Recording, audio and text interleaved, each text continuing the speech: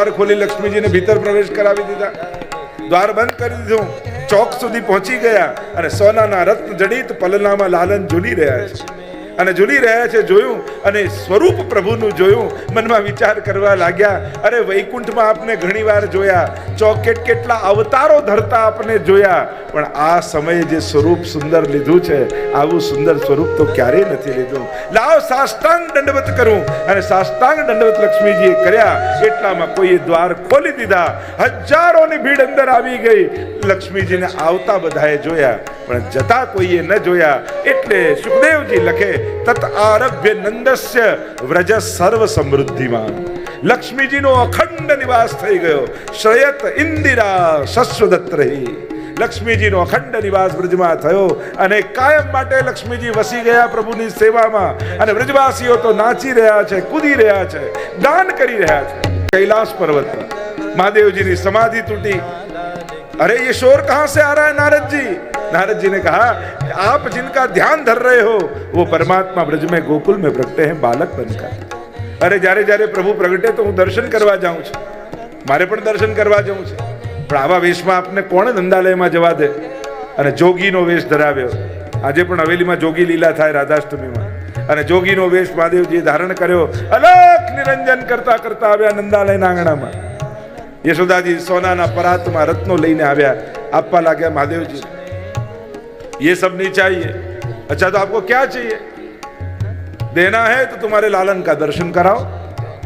યશોદાજી ને થયું આ સન્યાસી મહાત્મા ક્યાંક મારા લાલન ને ઉપાડી જાય સન્યાસી બનાવી દે તો.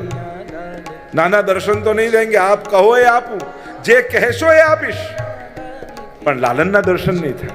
કરાવવા હોય તો દર્શન કરાવો ને તો ખાલી હાથે નીકળી જઈશ. ડર બતાવ્યો. યશોદાજીએ કહ્યું જવું હોય તો જાઓ, બાકી દર્શન નહીં મળે. બોલતા બોલાઈ ગયું, પણ હવે તો જવું પડે. યમુનાજીના તટ પર જઈને આંસુ સારવા લાગ્યા મહાદેવજી. અરે મોકો મળ્યો દર્શનનો ને હું ચૂકી ગયો. અને ये यथा माम प्रपद्यन्ते तां सदैव भजाम्यहम्. જે રીતે મને ભજે હું પણ એની રીતે ભજું. અહીંયા મહાદેવજી રડે, ત્યાં ઠાકોરજી રડવાનું શરૂ કર્યું. રડે જાય રડે જાય રડે જાય. બધા જ કોશિશ કરે, ન શાંત રહે ન ચૂપ રહે. કેમે કરીને દૂધ પીએ, કેમે કરીને શાંત રહેતા નથી. થયું અરે આ કેમ ચૂપ રહે? અને કોઈ ગોપીએ કહ્યું, લાગે છે યશોદાજી કોઈની નજર લાગી ગઈ છે. તો નજર ઉતારે કોણ? તો કે હિમાલયના મહાત્મા હોય ને એમને આ બધું આવડતું હોય. અરે સવારે જ આવેલા, દૂર નહીં ગયા હોય, જાઓ શોધીને લાવો. અને બધી ગોપી વ્રજમાં ફરી વળી. એક ગોપીનું ધ્યાન પડ્યું યમુનાજીના તટ ઉપર. મહાદેવજીને કહ્યું, આપને નજર ઉતારતા આવડે છે? અરે આટલા તપ વ્રત કરીને નજર ઉતારતા જ શીખ્યો છું. ગામના લોકો મને નજર ઉતારને વાલે બાબા કહીને જ બોલાવે છે. લાવો હમણાં ઉતારી દો. આવ્યા છે અલખ નિરંજન કરતા કરતા. યશોદાજીની સામે આવીને ઉભા રહી ગયા. યશોદાજીની ગોદમાં લાલન રડે જાય રડે જાય રડે જાય. અને મહાદેવજી કે લાવ મારા ખોળામાં આપું, નજર ઉતારી દો. યશોદાજી કે ગોદમાં ના આપો, દૂરથી ઉતારો. અને લાલન જોરથી રડ્યા, ગભરાયા. યશોદાજી લઈને આપી દીધા મહાદેવજી. અને મહાદેવજી ખોળો કરીને લાલનને પધરાવ્યા. નાના નાના ચરણારવિંદને મસ્તક પર લગાડે, નાના નાના હસ્તને છાતી પર લગાડે. યશોદાજી જોઈને બોલ્યા, આ નજર ઉતારો છો કે પોતાની ઉતરડાઓ છો? અરે અમારે હિમાલય में ऐसे उतरती है. અને હૃદય ભરાઈ આવ્યું મહાદેવજીનું. અશ્રુપાત થવા લાગ્યા કે પ્રભુ આટલા વર્ષો કૈલાસ પર ધ્યાન ધર્યા, આજે આપના ચરણોના સ્પર્શનું સુખ મને મળ્યું છે. આપના કૃપા હસ્ત આજે મારા મસ્તક પર પડ્યા છે. અને મહાદેવજી ગોદમાં લઈ લાલનને નાચવા લાગ્યા. જ્યારે સુરદાસજી પર મહાપ્રભુજીએ કૃપા કરી અને કેવલ દશમ સ્કંદની અનુક્રમણિકા સંભળાવી અને બધી જ વ્રજની લીલાઓ પ્રગટ થવા લાગી. ત્યાં નંદ મહોત્સવનું વર્ણન કર્યું છે. નંદાલયના મહોત્સવનું વર્ણન તો કર્યું, પણ જ્યારે ગોપીઓના ઘરનું વર્ણન કરવા લાગ્યા ત્યારે મહાપ્રભુજીએ પોતે સુન સુર સબન કી યહ ગતિ જીન હરિચરણ ભજે એમ કહીને પદને વિરામ આપી દીધું કે નંદાલય સુધીનો તો અધિકાર બધાનો છે, પણ નિકુંજનો અધિકાર બધાનો નથી. આ તો પ્રભુની દિવ્ય લીલાઓ છે. અદ્ભુત વર્ણન મહોત્સવના આપણા આચાર્યો, મહાપુરુષો, સંતો, કીર્તનકાર બધાએ અદ્ભુત વર્ણન કર્યા છે. 18 શ્લોકમાં વર્ણન આવ્યું છે. નંદ બાબા મહામના બન્યા છે. પ્રભુ અને આનંદ રૂપ પરમાત્મા જ્યારે હૃદયમાં આવે ત્યારે માણસનું મન મોટું થાય, દિલ મોટું થાય. મહામના થયા, ખૂબ દાન આપ્યું છે. આપણે ત્યાં એટલે જ કહેવાય ઉત્સવ હોય ત્યારે 6 વસ્તુ થવી જોઈએ: ખાન, પાન, તાન, ગાન, માન અને દાન. આ 6 વસ્તુ ભેગી થાય ત્યારે ઉત્સવ થાય. એટલે જ આપણે ત્યાં ઠાકોરજીનો પણ ઉત્સવ હોય, આપણા પ્રભુનો પાટોત્સવ હોય, ત્યારે તો વિશેષ રૂપે ઠાકોરજીને વિશેષ સામગ્રી આરોગાવી અને એ દિવસે બને તો કોઈ એક કમથી કમ એક વૈષ્ણવને પણ ઘરે પ્રસાદ જરૂર લેવડાવવો. ઉત્સવ ત્યારે જ થાય કે કણિકા ક્યાંક વૈષ્ણવના મુખમાં જાય. કારણ કે સીધા ઠાકોરજીને ભોજન કરતા તો આપણે નથી જોઈ શકતા, પણ પ્રભુનો પ્રસાદ લેતા વૈષ્ણવને જોઈએ ને તો સાક્ષાત ઠાકોરજીના જ દર્શન માનવા જોઈએ. પ્રભુ તો વૈષ્ણવના હૃદયમાં બિરાજીને આરોગે છે. એટલા માટે આપણે ત્યાં જ્યારે પણ ઉત્સવ હોય અને આપણે ત્યાં તો એક વૈષ્ણવ એટલે 100 બ્રાહ્મણને જમાડવાનું પુણ્ય બરાબર છે. ત્યાં સુધી આપણે કહ્યું છે કે એક વૈષ્ણવને જમાડો.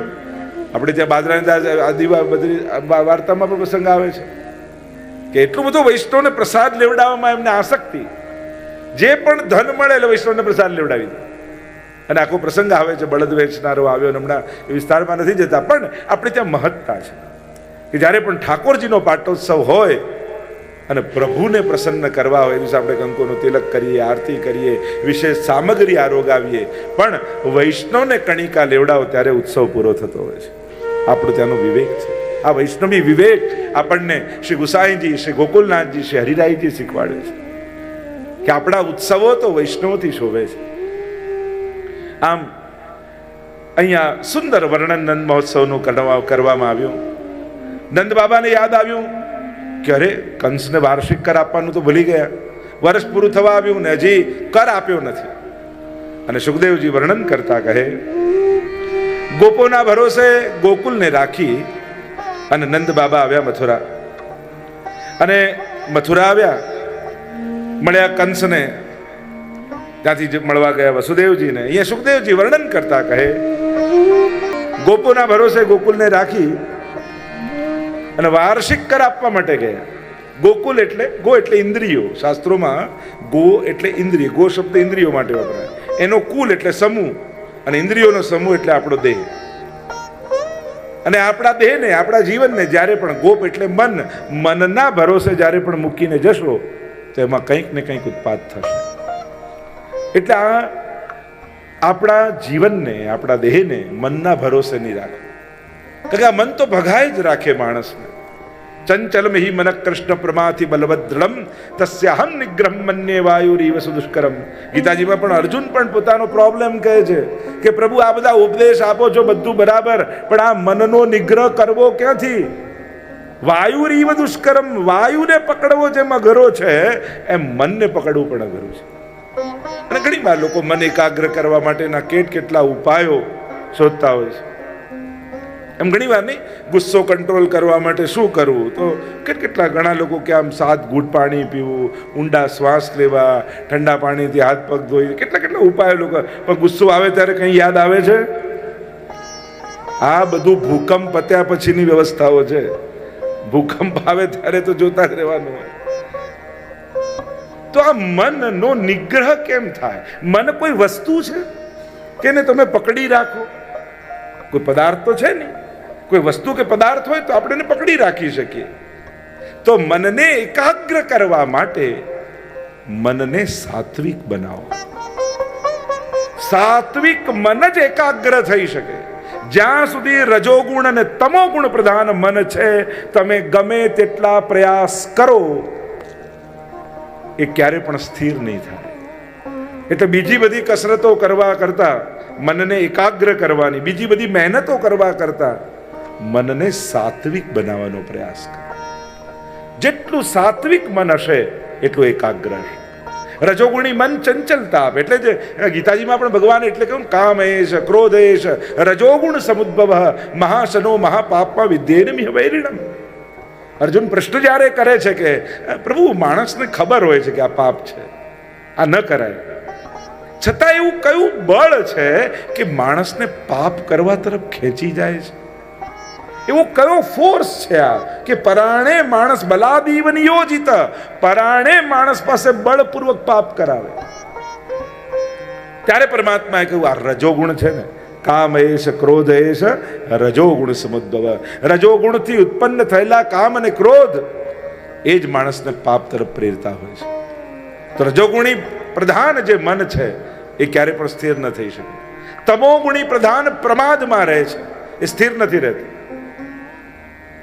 એમ જોવા જાવ ને, મન સ્થિર કોનું હોય સાવ? કાં કોઈ બહુ મોટો યોગી હોય અને કાં કોઈ ડિપ્રેશનમાં હોય, જેને કોઈ ઈચ્છા જ ન જાગતી હોય. એને કઈ થાકી જઈએ, કંઈક તો કર, કંઈક તો બોલ, કંઈક તો બતાવ, કંઈક તો ઈચ્છા કે, એને કંઈ ના થાય. કારણ કે સંકલ્પ વિકલ્પાત્મક મન, સંકલ્પ વિકલ્પ કરે એ તો મન છે. જેમ આંખ બંધ કરો તો તમે કેવા બેચેન થઈ જાઓ, કારણ કે જોવું એ આંખની વૃત્તિ છે.